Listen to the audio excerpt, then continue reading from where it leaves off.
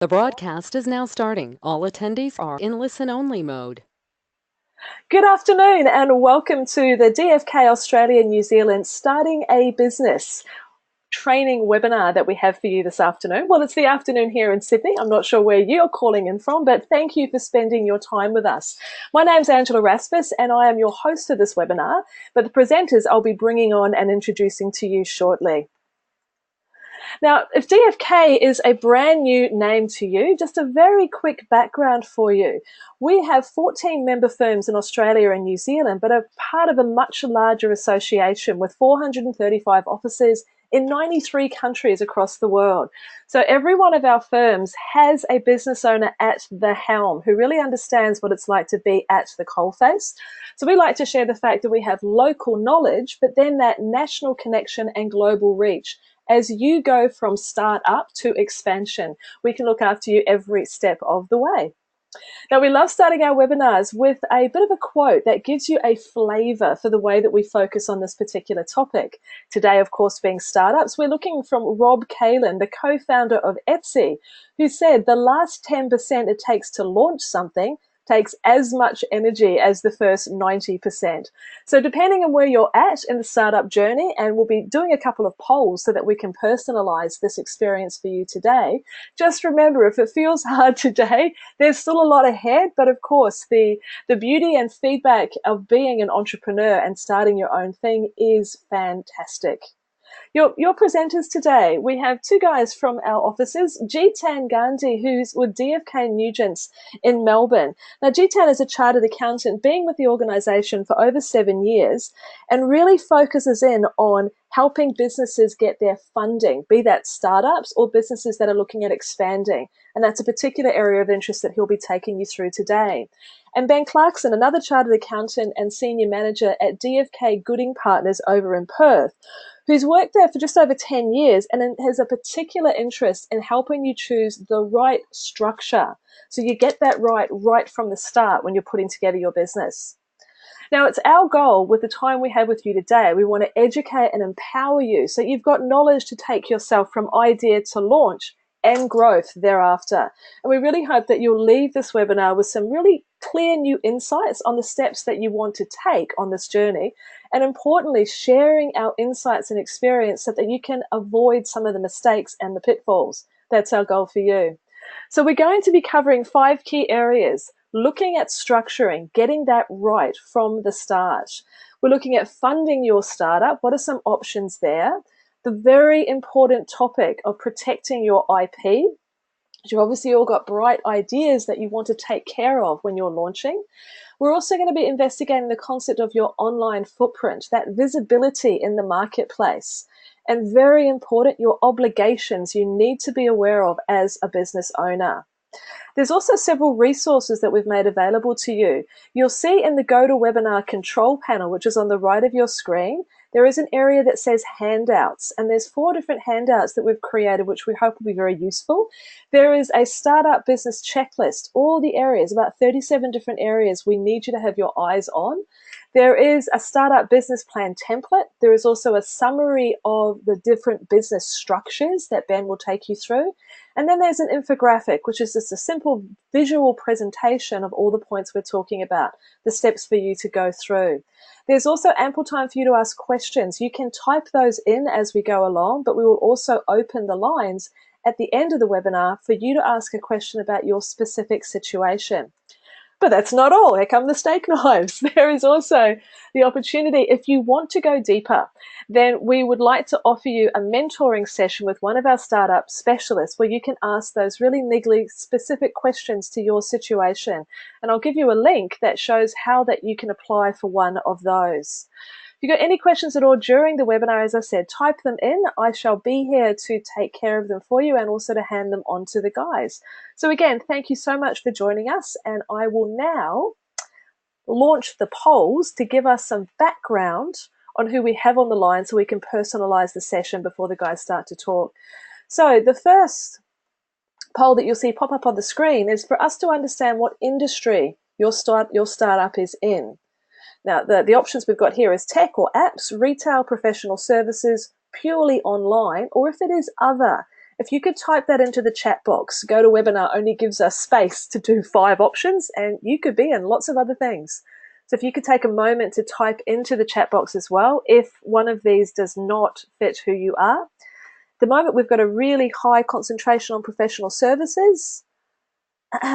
And retail seem to be the 2 key ones that we have online, but there's quite a few others that are coming through. So if you don't fit any of those descriptions, just if you can type it into the chat box for us, that will be really helpful.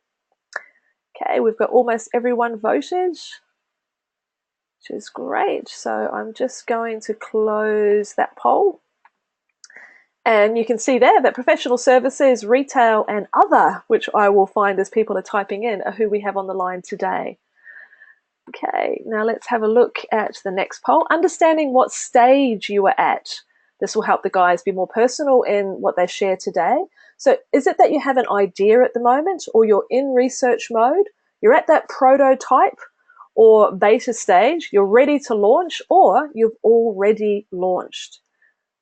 Okay, we're getting the voting pouring in, which is fantastic. I'll just wait a few more seconds. There's a real clear split. At the moment, I have an idea is definitely in the lead, followed by I'm ready to launch or I've already launched. A very small percentage in research mode, and no one at this stage in the prototype or beta. So just showing you that on the screen. So you know you're in good company, whichever level you're falling at the moment. And the very last poll, just for us to understand what your biggest challenges are at the moment. So if you can let us know where we should be focusing to assist you. Is it defining the structure, protecting your IP, securing funding, developing your presence, understanding your obligations, or is it something else? Again, if you could pop that into the chat, then I can let the guys know and they will be able to address that for you. If not on the webinar or in the questions, obviously in your consultation as well, if you really want to dig down. Okay, we've got 65% of people voted, so I'll just wait for a little bit longer. So we can see the split there. Almost there. Okay, fantastic. I'll just close that poll and share those results with you. So this is where people are at the moment on the line. We can see protecting the IP doesn't seem to be the key focus, but nevertheless, we will touch on that because there may be that you develop something down the line in the growth structure of your business where you'll need to have that understanding. But the structure, the funding, your online presence, and understanding your obligations are all key areas that we'll be following today. So that's fantastic. Thank you, everybody, for participating in those. And now, let's get down to business. I'm handing over to Ben, who will start to talk to you through the concept of how to best structure your business. Thank you, Ben. Fantastic. Thank you, Angela. And thank you, everybody out there, for joining us on the webcast today. Having worked with Gooding Partners for 10 years, I've been fortunate to assist with a number of clients establishing new businesses, as well as being involved with Space Cubed and Flux, which are startup incubators down here in Perth. This has given me a really good understanding of the type of assistance required in the early stages of a business and kind of what you guys are looking for. As mentioned, I would like to commence this webinar with structuring, being the legal ownership structure your business is operated from. There are a number of considerations and options that must be given serious attention at this stage, as not getting this right from the beginning can be very expensive and time-consuming down the track, with exposure to things such as capital gains tax, stamp duty, and extra advisory costs. I note that a lot of you are interested in hearing about the structuring today, which is great, and that a lot of you are just at the ideas stage. I know that some of you are already operating, so if you do have concerns about the current structure that you're operating in, don't be afraid to let us know. It's not that it's set and you can't change it. You still definitely have opportunities to contact your advisor and make changes where necessary.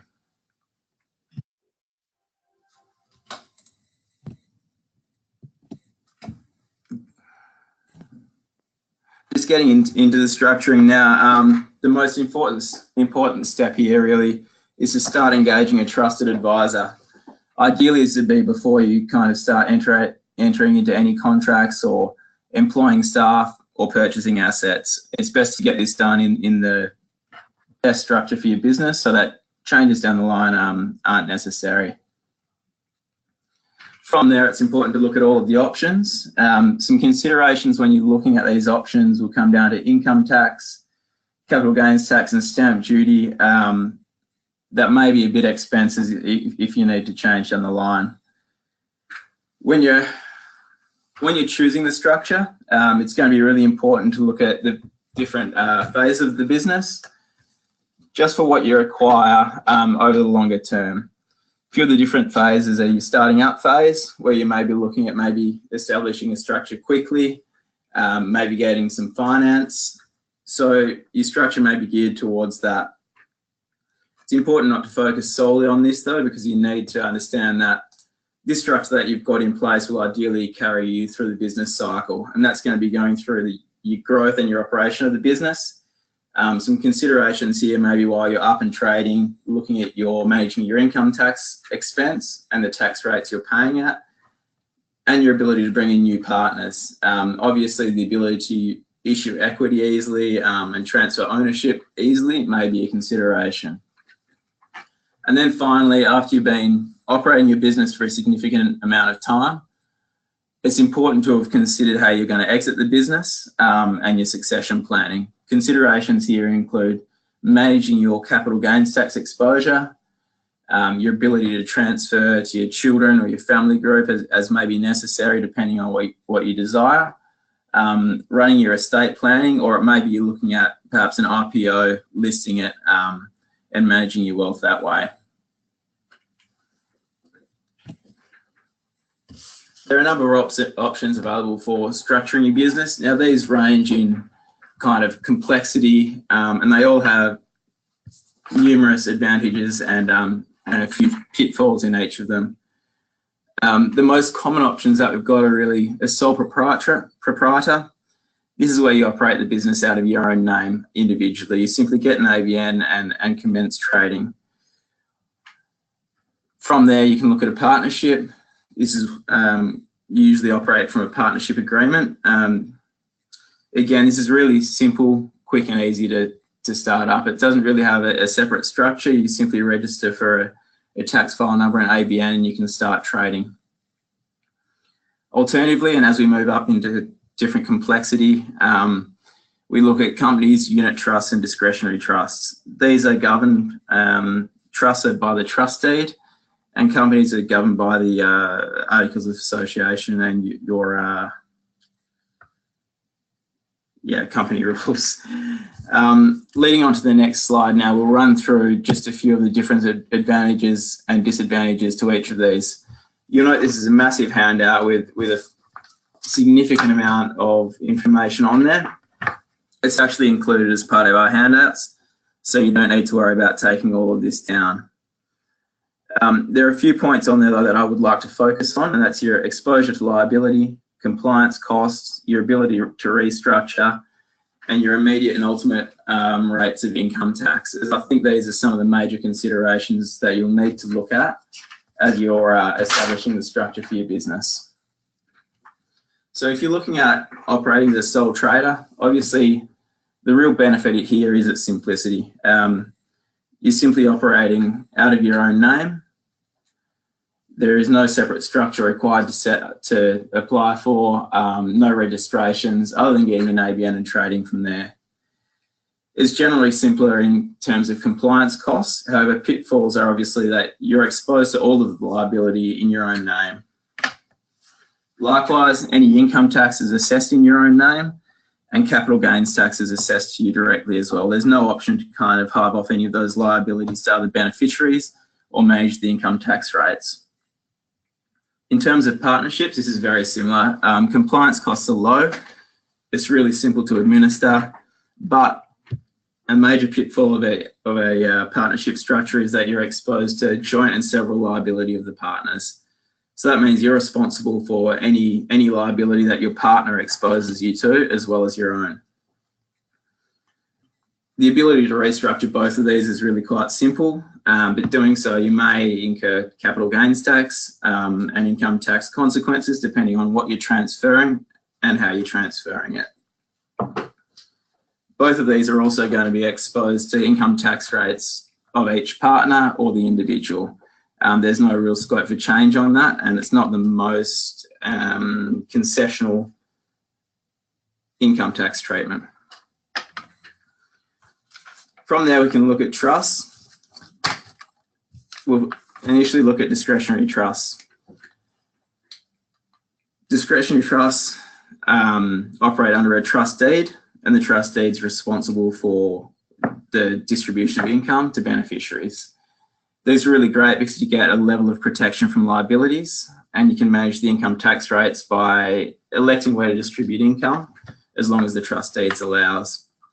Now, some complexities arise here when you're trying to bring in new partners in a discretionary trust, because you essentially don't have anything to transfer ownership. You could only bring them in as a potential beneficiary, but they would be without a fixed stake.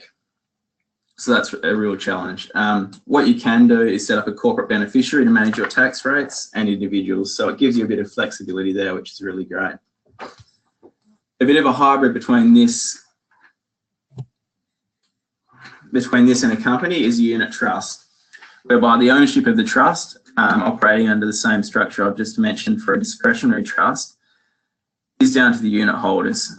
They basically acquire units off the trust, and their entitlement to capital and income is based on this. So under this, it's really good. It gives you a level of protection, but it also allows you to transfer ownership really easily.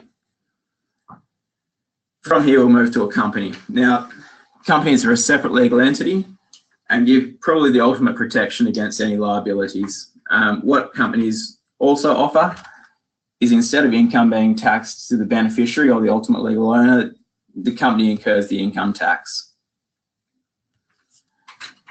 Owners are then only liable for income tax when the company pays out dividends. Companies also allow us to change ownership really easily.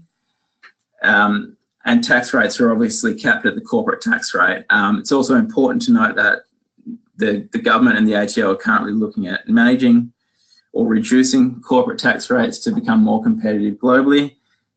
We're seeing SMEs already down at the 27.5% tax rate, which is obviously really attractive as compared to individual tax rates, which can be up to 47.5%. So there's more reductions to come in this space, and I believe we also have a handout to send out on this. It's important to note, however, although the company is paying income tax at 27.5% or 30%, depending on its size, where the company pays out a dividend to its owner, they'll be assessed at their own marginal tax rate, but eligible for a tax credit for income tax paid by the company, known as franking credits. Some of the concerns you may have when initially setting up your structure, that will kind of help you determine what is best for you. Maybe the speed of setting up the structure. So obviously looking at, if you just need to get something up and running really quickly, it's a short-term idea, there's not going to be a significant income tax burden, or you just want to see how it goes perhaps and look at structuring later, there's no real issue with operating as a sole trader. Compliance costs may be another concern. Obviously, as a startup, you may not want to incur significant costs to start up your business, and you'd prefer to use that as working capital for your business and your ideas and developing these to the market. What I would suggest, though, is it's not worth kind of trying to save on these and then having to change your structure in the long term as you're in the wrong space. But obviously, compliant costs for an individual operating as a sole trader or a partnership are significantly lower than when you start looking at a trust, where you have to fork out for a trust deed and then annual accounts for the trust, and a company where you need to look at ASIC registrations, annual company returns, company updates with ASIC. They add a little bit more cost and complexity to the mix, but obviously you've got the benefit of capped corporate tax rates and some real asset protections there. Finally, some other short to medium term concerns may be obviously your income tax rates. Managing those via a company is really great, or a trust also gives you some real flexibility in that regards, whereas operating as an individual, you really have no capacity to manage that. It's going to be assessed at your marginal tax rate. And finally, The ability to obtain finance and bring in new owners at startup phase is probably really critical to some of you, depending where you're at and what type of business you need or your capital requirements. A trust is notoriously challenging to seek finance, whereas a company or an individual structure may be somewhat simpler. And then you've got the ability of a company to kind of raise capital or bring in new owners via the issue of new shares can be really useful. Long-term, some flexibility that you may require that's worth considering at this early stage before you put a structure into place is your family planning, your succession and estate planning, as well as your business sale or your exit strategy. Obviously, how you're planning to do that is going to have a massive consequence on the type of structure you choose. Lastly, I'd also like you to consider the type of assets and the type of income your business is going to generate. The different structures have different ways of taxing income, and it's really going to depend on what you're generating. If you're looking at a strong stream of trading revenue, then perhaps managing that through a company is beneficial. What you miss out on in a company is things such as the capital gains discount. So if you've got capital growth assets, it's worth looking at holding those in a different structure, such as a trust, or perhaps even individually. There you can access the capital gains discount, and you can even charge them out to a company if that's where your trading is.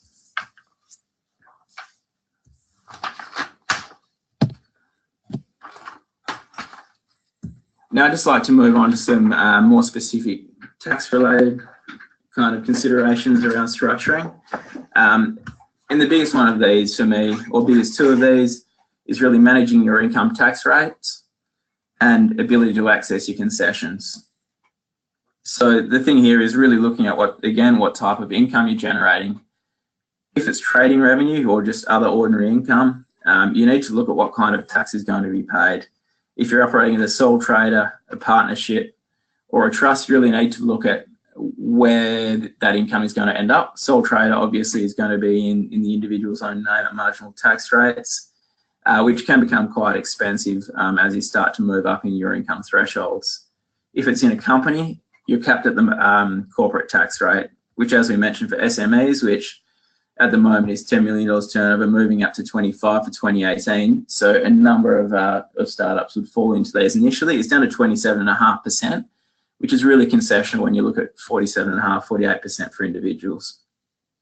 It's also important to consider your access to concessions. The major one here is really the capital gains discount, as I've touched on.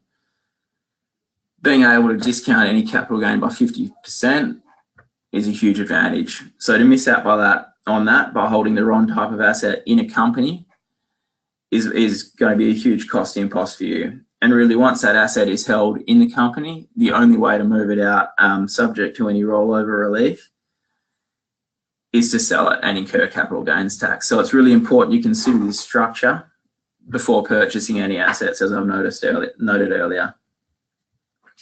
Other requirements, and an important one down the bottom of this slide you'll notice, is registration requirements. Obviously, with companies and trusts, particularly companies, you're dealing with ASIC and other government bodies. You need to look at even things such as identity requirements, and there can be significant time delays at the registration end, so it's important to really consider these when you're registering. So in short, just as I'm wrapping up there, I'd really like to consider the complexity you need. While looking forward through the business, do you need a complex structure to manage your income tax rates, manage your types of assets, or do you just want something to kind of set up and kick off your business now? That's really important, and it's important to understand how your business is going to grow and progress and what type of considerations you're going to need going forward, not just at the present moment. It's at that point I really recommend getting down and sitting in front of your advisor to assist you with those concerns. So that's a bit on structuring. I'd really like to now introduce Jitan to discuss funding your enterprise. Thanks, Ben and Angela. So as Angela introduced me earlier on, my name is Jitan Gandhi. I've been part of the DFK network now for about 7 odd years, and funding startups is something that I do on a very regular basis. And actually funding in general, whether it be funding an existing business or a startup. So as Ben mentioned to you before, we've gone through, we've sorted out our business structure. How are we going to fund the business? How are we actually going to get it up and running with the funds required? Well, in this case, sorry, let me just wait for the slides to update. There we go. So, sorry, a bit of a lag between all the different locations we're sitting in. So there are a whole host of ways to fund your startup business. And I guess one of the most common is the owner's equity. And this basically represents the owner's personal investment in a business. Quite often when you're starting up a business, or even when you've been in business for a while, you'll hear the term cash is king or cash is the lifeline. And this is an expression sometimes used to analyze the overall fiscal health of a business. As part of the business startup process, one of the things that you will have to do, and I did note before that securing funding is probably one of the biggest challenges or focal points for the group attending today. And in order to obtain finance, one of the things that you're most likely going to have to start with is you're going to have to prepare a realistic cash flow forecast. For a whole bunch of various reasons, which we will touch on throughout the next few minutes. And sometimes this forecast, you may need to forecast something for up to 2 years in some scenarios. An interesting statistic that I was actually managed to find a little while ago was that approximately 82% of all startup businesses fail due to poor cash flow. And just because a business, it may seem profitable, it doesn't mean it won't fail if it doesn't have the sustainability in its cash flow. For example, probably one of the biggest startups that most of you would have heard of is Amazon. And at some point in time, Amazon was a startup. Did you know that Amazon actually did not turn a profit for the first decade or so? But because of the healthy cash flows it was able to generate, it was able to keep reinvesting in its infrastructure, which basically allowed it to then start turning a profit. So I guess one of the key points here is that you also need to hold on to your savings as a form of a reserve to reinvest in. So you're not having to constantly go out and source funding from external parties, or keep having to invest your own personal funds in the business to keep it afloat. So what you're really trying to achieve here is that you want your business to basically fund itself and sustain itself.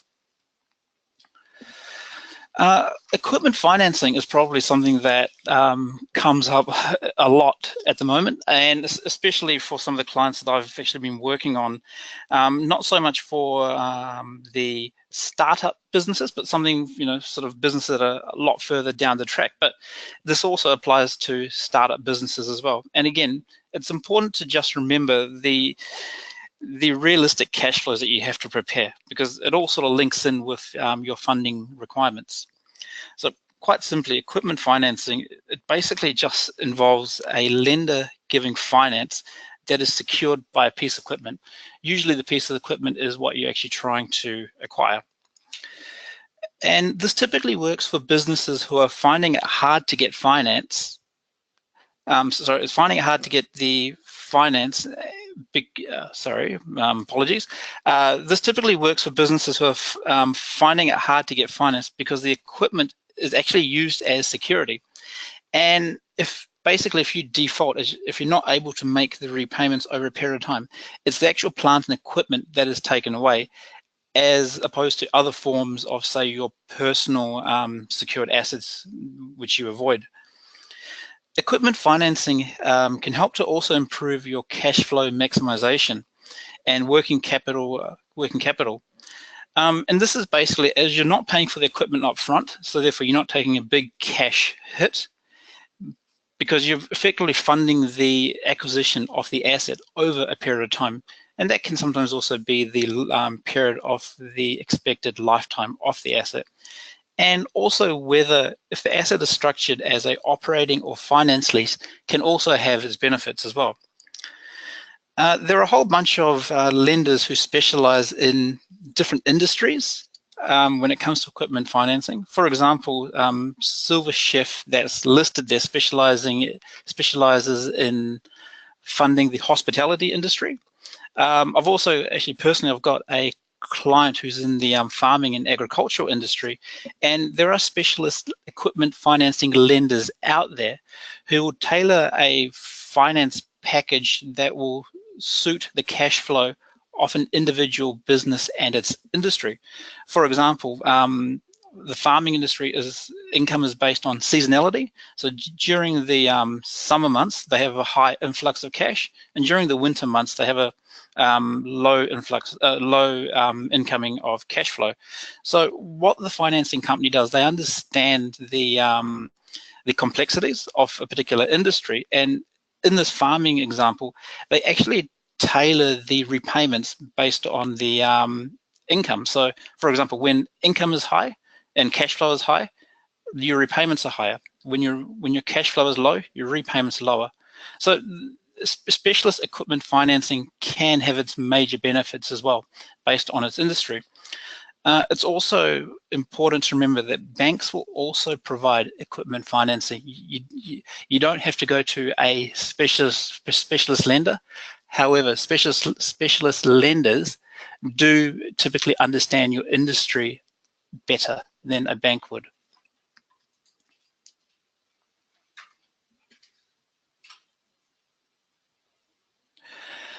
Bank finance. Bank finance is probably your most common form of external financing you'll come across. Generally, when you approach a bank, especially during the startup phase, as many of you have alluded to, that financing is probably your main focus. They will request a whole bunch of information required to fund whatever you're trying to fund, and typically what they'll request is a detailed business plan. If I could also at the moment draw your attention to the handouts, we do have a detailed business plan handout there for you to refer to if you'd like. And also some of the other things that the bank will require you to provide is a detailed cash flow projection, as I mentioned earlier. And typically when it comes to financing from the bank, they will want some form of security. And in most cases, it's typically going to be some sort of residential property. In saying that, some of the benefits of approaching your bank for finance is the interest rate. It can actually be a lot lower than other firms of finance, and it's important to note that the interest expense is also tax deductible. Also, maintaining ownership, unlike equity financing, which we'll discuss shortly, gives you control over your business as you're not accountable to investors.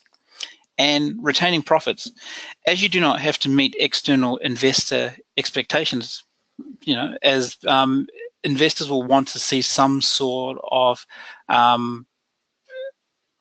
increase in their investment or regular dividends received.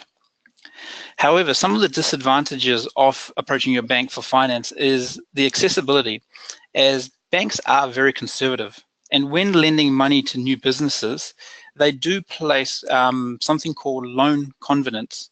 And this is simply whereby the borrower has to fulfill certain criteria over the life of the loan. For example, certain working ratios. We've had many examples over the years whereby the covenants were so strict that it actually detracted away from the owner operating its business, as I was so scared to, sorry, not scared, but they were focused on maintaining these ratios imposed by the bank that, the other parts of the business suffered. And also when it, sorry, it looks like I jumped ahead of the slide. And also when it comes to these bank requirements, especially for fund ups, there's actually quite a lengthy process involved. So you're going to have to get your paperwork in order pretty quick smart if you wanted to maximize an opportunity should it come up, because there are examples out there where the bank had placed such strict rules on what was required that opportunities for business acquisitions or plant and equipment acquisitions have been missed purely because of the time frame involved when dealing with banks and especially startups. Another way of getting funding into your business when you're starting up is the private investor. A private investor could actually also just be a family member. You know, you may want to get your mum and dad, if they've got a few dollars here and there, they could actually invest in your business. But recently we've seen the emergence of P2P lending, or otherwise known as person-to-person lending, such as Society One, which is not a bank, but it's a financial institution that works as an intermediary between an investor and borrower. Normally how this works is you've got an investor who's got X amount of money that they want to put in a term deposit, but the term deposit, as we all know, at the moment the rates are fairly low. By putting the funds into something like Society One, they're effectively then lending their savings to a borrower, which is typically going to be at a higher rate than what the investor would earn, as opposed to earning on a term deposit. And probably one of the major benefits of this P2P lending is that it's unsecured funding that generally and almost always will have a lower rate than the bank's unsecured rates. So, you know, if you don't have anything that you can secure against a loan, this can actually be quite beneficial. And this is something that we're now slowly starting to see a bit more traction in. Also, at the very early stages of your business startup, you could also approach what they call angel investors. And they're typically the earliest equity investments investments made in startup companies. Angel investors are almost always wealthy individuals and commonly bond together in investor networks. I guess what makes them different to our previous few slides of bank financing, equipment financing, is that they hold equity in the business, and therefore they would expect certain returns on their investment. For example, obviously if you're in a company structure, they would expect regular dividends after a certain point in time, and also they want to know that, you know, that their return on investment and their growth in their investment is there. So again, that's something to also think about when dealing with private investors, as opposed to the likes of bank and also the equipment financing. Okay, so now if we now move on to fundraising or crowdfunding. This is actually another form of financing available. I mean, sorry.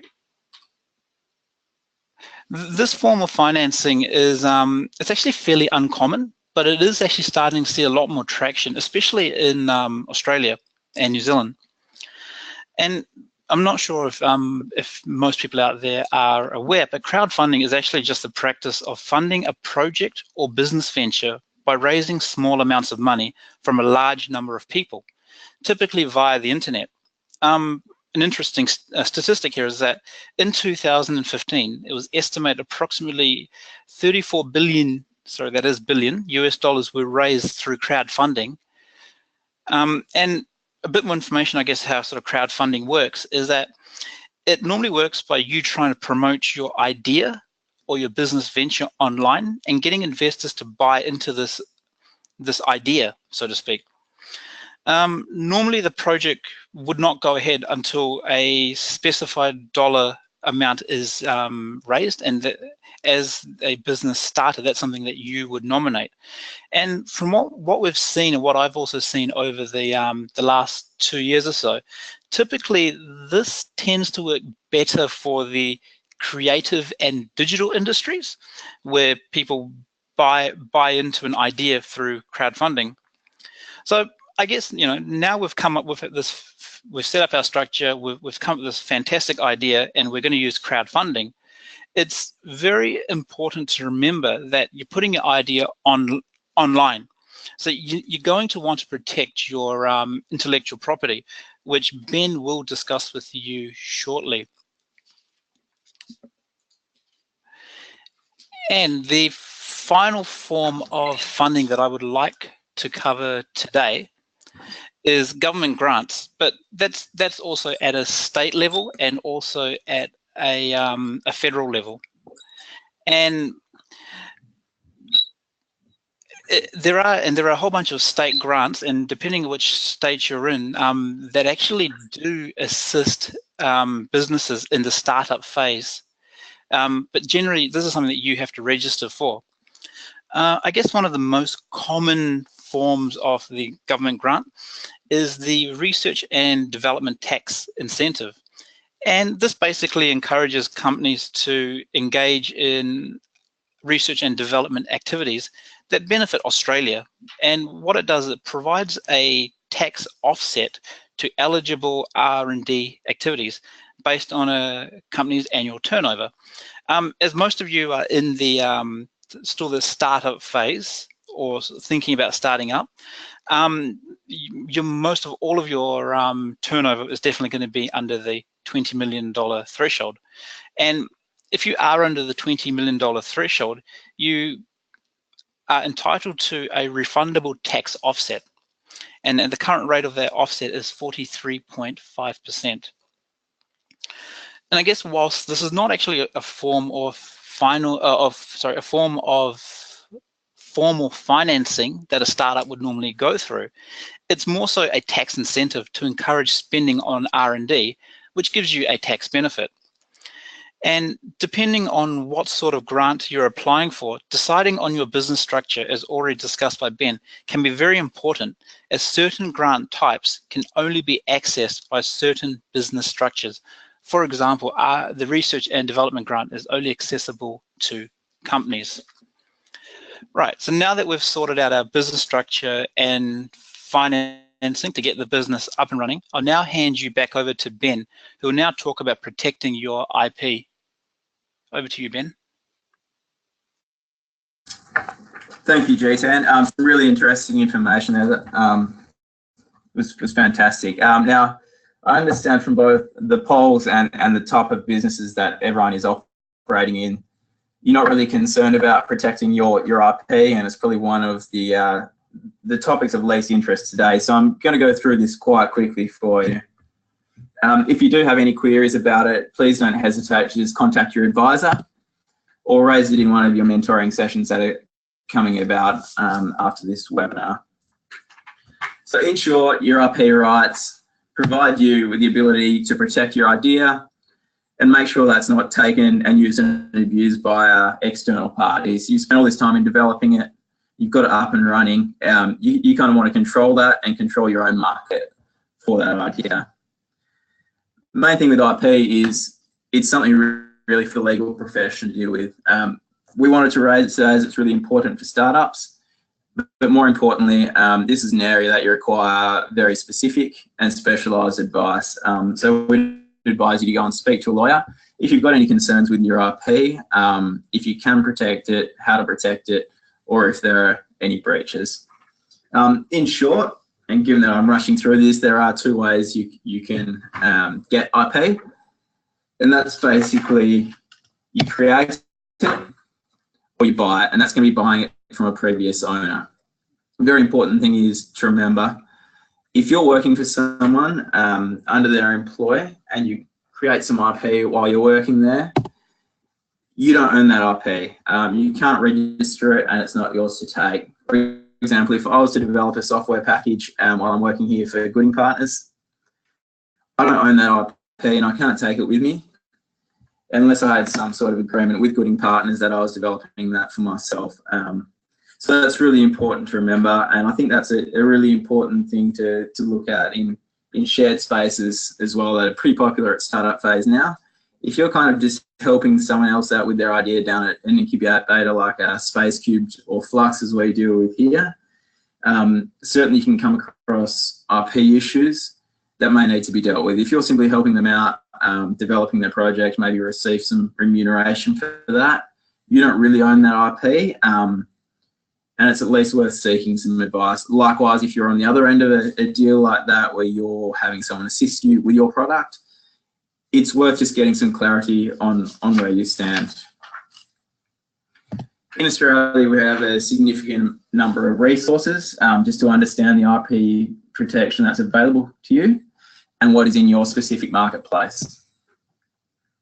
We've listed out some here depending on what market you're in specifically. Sorry, just while the slides catch up. There we are.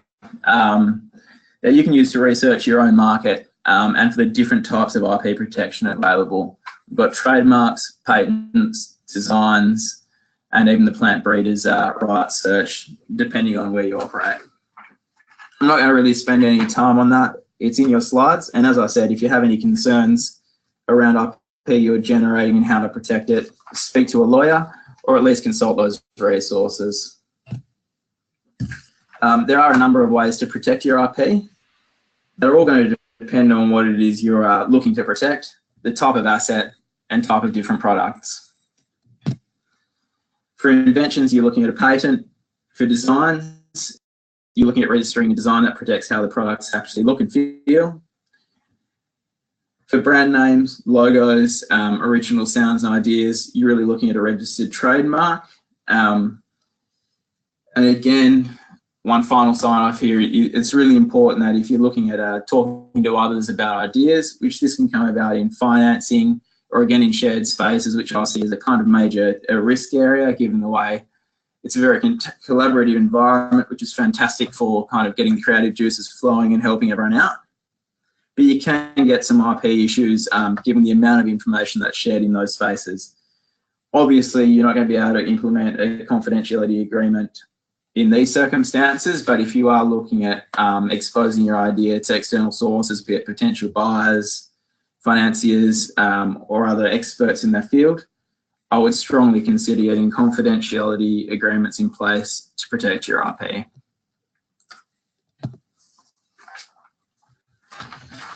A few tips to kind of consider in protecting your IP. Again, I'm being on about it a little bit, but be careful of shared spaces and investors. Be really careful of trade shows where you're exhibiting that product, and consider how you're going to bring it to market. You need to really look at who you're showing your product or idea to and why. Be really careful around new employees, and trade shows are an issue. So I'd seek really legal agreements and legal advice on protecting your IP. It's your idea that you've spent all of this time developing. You don't want to give it away or kind of lose control of that asset just by not taking these steps. Once your IP is protected, and hopefully it is, you really need to keep an eye out for infringements on your IP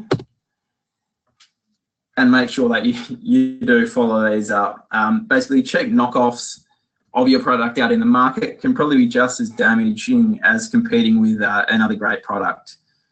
Once a cheap, inferior product is on the market, your whole market's eroded. So you really need to be careful about this and make sure that your IP rights are enforced.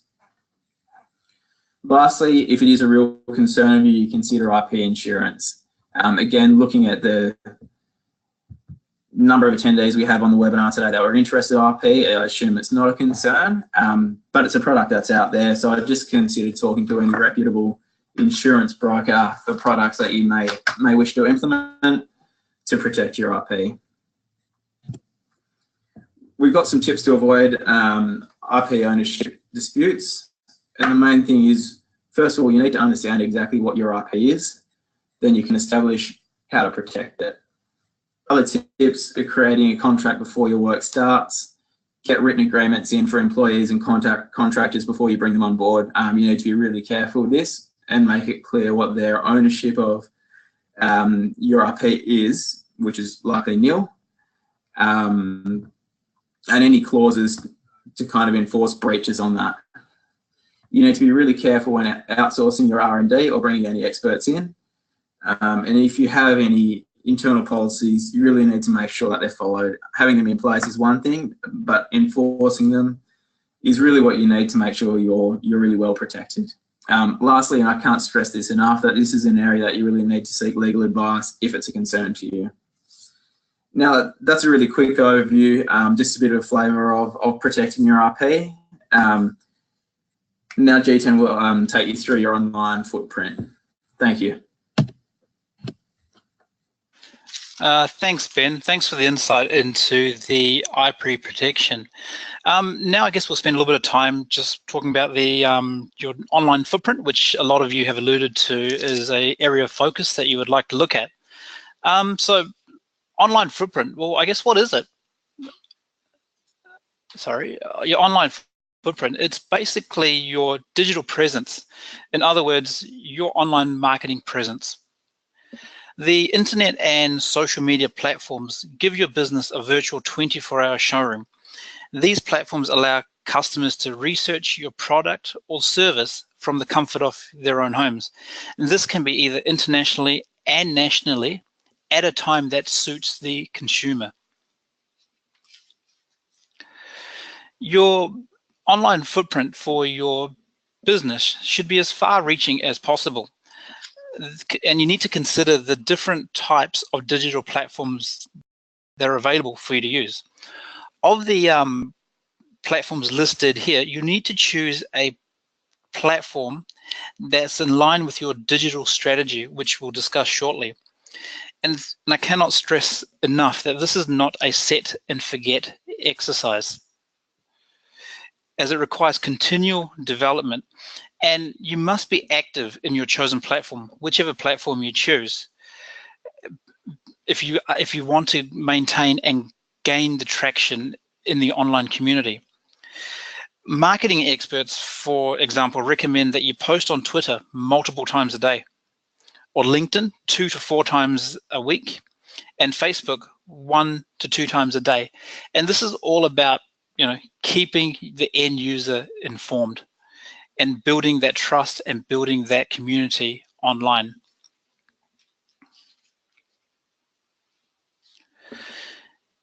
I mentioned before digital strategy, and I guess quite simply, it is basically a plan of how you're going to use all available technology and platforms to expand your business. The pillars of any digital strategy formed to create an online footprint is to ultimately expand your business. And you should ask yourselves, I guess, the following questions. What are your goals for the business? For example, do you want to attract more local, national, or global customers? Reduce your costs? Raise awareness about your business? Increase your sales or increase your customer base? Also, it's important to think about what kinds of online activities would best benefit your business. Again, is this to create an online presence, develop a richer and more engaging content, connect with your online audience, and make sales or receive donations online. You also need to think about how can your online activities help you achieve your business goals. Having a website may help you drive foot traffic to your shop front, or selling online may increase your sales by allowing you to sell to customers outside your local area. It's also quite common that having a social media channel will help you keep your customers up to date with your latest products. I believe YouTube is actually quite good in this regard. And again, with YouTube, you can provide online instructional videos for products. And ultimately, this may actually reduce the number of products that are returned. So when you are in the process of developing your digital strategy, it's important to consider who you are targeting, and both in terms of your demographics, such as your age and the location, and also the lifestyle, and also where your audience spend most of their time online. For example, are your customers professionals on LinkedIn, mums on Facebook, food lovers on Instagram, or teenagers on Snapchat? As your target market varies, the technologies and social media networks you use will also have to vary too. As a lot of you did allude to, you had quite an interest in the online footprint. A couple of things I'd actually like to point out as part of the other things to think about when you're working for your digital strategy is that with new technologies and changing customer trends in the online world, a digital strategy that looks 3 to 5 years is unrealistic in comparison to, I guess, the business plan that we spoke about earlier. And a digital strategy you're probably better off just starting with a 3 to 12 month vision, and that's basically going to adapt and change to the market and new technologies and new digital platforms that become available. And you also need to research your competitors. What online activities have they tried? What's working for them? What hasn't worked for them? And how are you going to stand out from what they have online already? And as I mentioned before, that the whole digital strategy, your online footprint, you can't just set it once and forget about it. It's going to need continual revisiting, retweaking, and this is basically to ensure that it continues to align with your business plan and provide benefits to your business. Also, as part of your digital strategy, consider how to build and maintain your online community. At its core, it's all about building your brand. And more so, it's building a customer base of people that can share experiences with each other, but also with potential new customers. And this is basically where your online community starts interacting with itself, where you can basically take a backward step and your customers interact amongst themselves. And in any shape or any type of online footprint that you create, it's about building trust in your business. Therefore, don't be afraid to humanize the content. For example, posting up Employee of the Month, or even if you attend certain charity events or special functions held within your business, feel free to post those online, because what this does, it actually shows your online community that at the end of the day, behind the Facebook, behind the website, there are still people that are running the business, and it helps them to relate. And this is effectively tapping into their emotions, I guess you could say. So in summary, I guess having a successful online footprint can result in allowing you to reach a larger customer base, increase traffic to your business, and help remain competitive. But I cannot stress enough that to be successful, you will have to build a successful digital strategy. Because ultimately, when you combine all these tools together, and especially if you use them effectively, it can actually help your new business achieve success sooner rather than later. Because as we all know, gone are your traditional 9 to 5 operating hours outside of a physical location. People want accessibility to you when it's most convenient to them. I'll now hand you back over to Ben to wrap things up, but then also talk about the obligations that you as a new business owner, newly started business owner, must undertake. Over to you, Ben. Thank you, G10. I think that was really important about building a successful online strategy. It's such a big part of modern business, and as you've stated there, it's really important to revisit that regularly. It's not a set and forget type policy. It's something that you need to keep monitoring and adjusting as your business needs change and your market changes, as it does so rapidly in the modern business world today. Now, I know we've sent a fair bit of information out to you today, so you may well be wondering that as a business owner, someone starting your startup, what actually are your obligations? You only have so many hours in the day, and it's impossible to take on all of this yourself. The first thing I would stress is to get a really good team of experts around you. These are people that you trust as trusted advisors that have your best interests and understand your business and where you want to take it. Establishing a relationship like that will allow you to focus on your business and what you need to be doing with your time, knowing that the rest of it has been taken care of. That said, the responsibility ultimately does fall with you. So you need to be certain that your team of experts and trusted advisors, or yourself if you choose to do so, are taking care of a number of things. Firstly, I break these down into 3 really broad categories. I look at compliance activities, operational activities, and financial aspects. As a business owner, you need to make sure that your compliance activities are met. These are making sure that your tax returns are lodged, basic is up to date if you're operating a corporate structure, and and you don't fall behind on your BASs. BASs, income tax, they can really become quite a pain for your business if you fall behind. And the ATO are pretty relentless in chasing this type of stuff up. So you need to make sure you get a really good advisor in there that's across that for you, and make sure you're really on top of that. In today's world with online accounting packages, it's really simple. Information is live, so it's really easy for everyone to keep up to date and up to speed with what's going on there. From an operational perspective, you're really looking at things like your employees. Make sure you get really good employee contracts in place. Make sure you're defining your employees versus contractors properly, and you're keeping up to date with things like your sales, you're running your business well, and then keeping on top of other things such as superannuation. These small administrative tasks can really trip up a business while you're out there focusing on the bigger picture of getting what you need done. They really do need the attention. So whether you do them yourself or you palm them off to an advisor, you need to be overseeing the process and making sure that it actually happens and it's all up to date. There are significant penalties, particularly with things like superannuation. The current market, it's a real area of focus, and it can be quite expensive if you don't meet your obligations there, which is a really simple thing to do. While all this is going on, you need to make sure that you're not only growing your business, but you're taking care of the financial aspects. This can mean managing your bank covenants, or it can simply mean making sure your debtors' days don't blow out. You're collecting your debtors, as and when they fall due, and likewise, you're not letting your creditors drift out too much so that damages your relationship with them. This kind of cash flow management, as G10 has touched on earlier, is really, really important.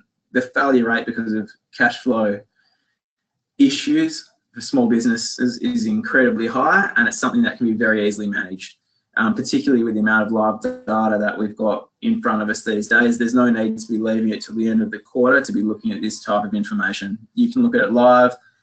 There are products out there that can send you reminders to chase up debtors when they get to 15 days, 30 days, 45 days, 60 days. Some of the accounting packages will even send reminders to your clients on your behalf. So it's really important that you're managing those kind of aspects. Lastly, as I said, you don't have time to do everything. Your focus should really be on growing your business and what you're excellent at. You need to be able to rely on a team of experts around you to take care of the other things, particularly your compliance activities, which you may not have the expertise or time to do. So make sure you've got a team you can trust and that will support you, and make sure that they have a real understanding of what your vision is and where the business is going, which will help them tailor any advice that they're providing you to your specific needs. That really wraps up what I have today. So now I'd like to pass you back over to Angela. Thank you all. And thank you, Ben. And so guys, just a few things to consider when you're wondering about what to do next. Most important thing is when you come to any sort of seminar, be it online or live, is to decide what are the action steps that you're going to take as a result of what it is that you've learned today. Even if you implement just one or two things, that will make a difference to where you're at in this startup journey. So some of the things here, just as a summary, is considering your current or your future structure. And yes, great idea to talk to an advisor about that to get the right one for your specific situation. So looking at the different current funding arrangements that G10 spoke about and weighing up which is appropriate for different areas of your business. Different types of funding are going to be more applicable depending on your situation. It could change depending on whether you're buying equipment or if you're looking for loans in general. So needing to make that association. The idea of not sharing your ideas out there in the market before you consult and make sure they're protected. It is heartrending to lose your IP or to have someone beat you to market. So making sure you have protection is so important. Building your community and visibility. What are you doing now for your online footprint? Having that ability to connect with your clients or your potential clients where they are in the way that they're anticipating it, i.e. Snapchat versus LinkedIn, really ascertaining what is appropriate for you in terms of the watering holes where those clients are likely to hang out. And yes, that's not something you can set and forget. You need to keep revisiting it in this digital age. And getting the right people on your side. There is no need for us to do business in isolation these days, and making sure that you have the right people around you to make this journey not only easier in some ways, but also to work through the structural pieces that you need but also the good old self-doubt that can sit in the background sometimes, especially when you're in startup mode. So all of those we highly recommend looking at. So please do take some time to decide what are the steps for you. One of the ways in which we can help you is you can book yourself in for a complimentary mentoring session with one of our startup business advisors. That may be Ben, that may be Gitan, or it may be one of the guys or girls in one of our other offices across Australia and New Zealand. You'll see the link on the page in front. If you write that one down, that'll take you straight through to where you can book a session with a startup specialist. So that's bit.ly/SUSWeb 2018. And we will organise that with the firm that is closest to you where you're located in Australia or New Zealand. And DFKANZ actually works in a lot of other areas as well beyond startup, including strategic planning workshops, business valuations, due diligence, the good old, of course, accounting, tax and compliance assistance, but also coaching and non-executive director services and many other areas. So we would like to play a place on your team if you're looking to build and grow in the coming months and years. So thank you once again for spending your time here with us today. A reassurance that the handouts on the page will also be emailed out to you along with a copy of these slides, because some of those areas, in particular IP, we only touched on briefly, but you will have access to that content and also a copy of this recording if you want to go back and revisit some of the advice that was shared with you. So thank you so much for attending the webinar. And we will stay in touch to invite you to other educational webinars for business owners that we run during the year. At the exit of this particular webinar, there is a short survey, just 2 questions, really helpful for feedback for us to make sure that we are hitting the mark when we're putting together these educational webinars. So thanks for your time. Good luck with your startup, and we look forward very much to helping you with it. Take care.